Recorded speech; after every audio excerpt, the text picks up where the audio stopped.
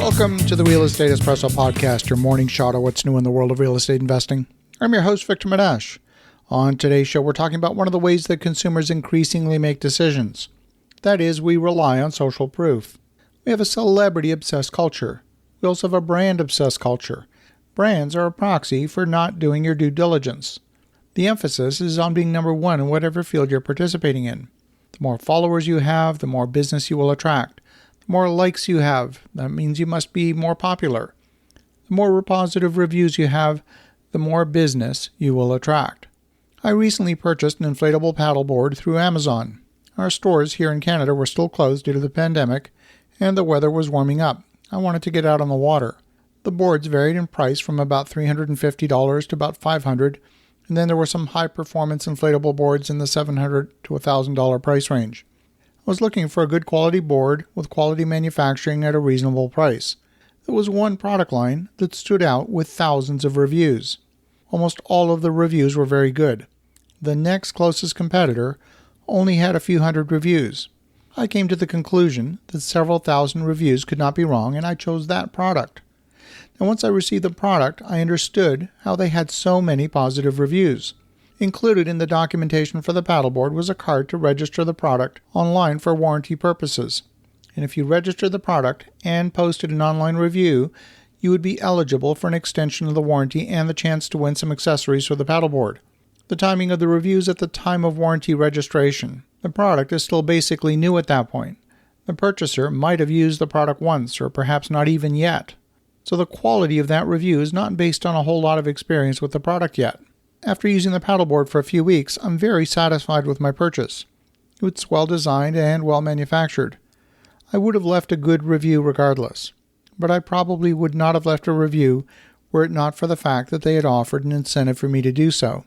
The fact is, reviews have a powerful influence on customer behavior.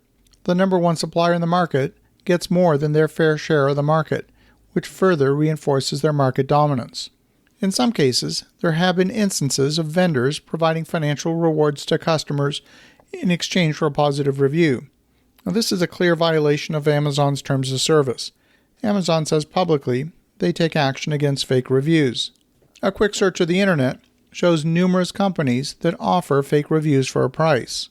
Some companies hire people to buy products on Amazon legitimately. They then reimburse the buyer after they give a 5-star review. The buyer basically gets free stuff in exchange for a fake review. Even though Amazon has banned the practice, it's incredibly difficult to police, and it's considered still to be widespread. We often struggle with the notion of understanding what's true in today's society. We're conditioned to believe that thousands of independent thinkers can't be wrong. We're conditioned to think politically that millions of independent thinkers can't be wrong. But increasingly, we're seeing ways in which the truth can be manipulated by creating a lie that is large enough that people start to believe it. So what does it mean when most products in a particular category have, say, 200 to 500 reviews, and then one single product with little brand name recognition has 25,000 glowing reviews? Does it make sense that a product with little market recognition outside Amazon should have so many glowing reviews? In a world of social proof, it's generally accepted there will be some number of negative reviews. A small percentage of people might even incorrectly think that a 1-star rating is a better review than 5 stars. So a few of the 1-star reviews might be a mistake. But if a supplier has a lot of negative reviews, the only real defense is to fix the problem and hope for a new day when a lot of new reviews will eventually drown out the negative ones. But in some cases, the business isn't willing to do the hard work of fixing the underlying issues.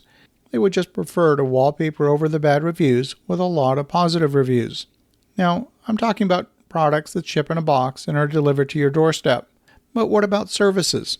Are there realtors who are playing a similar game and not all of their online reviews were legitimately earned? Are there real estate coaches who decided to drown out a few negative reviews with a tsunami of glowing positive reviews?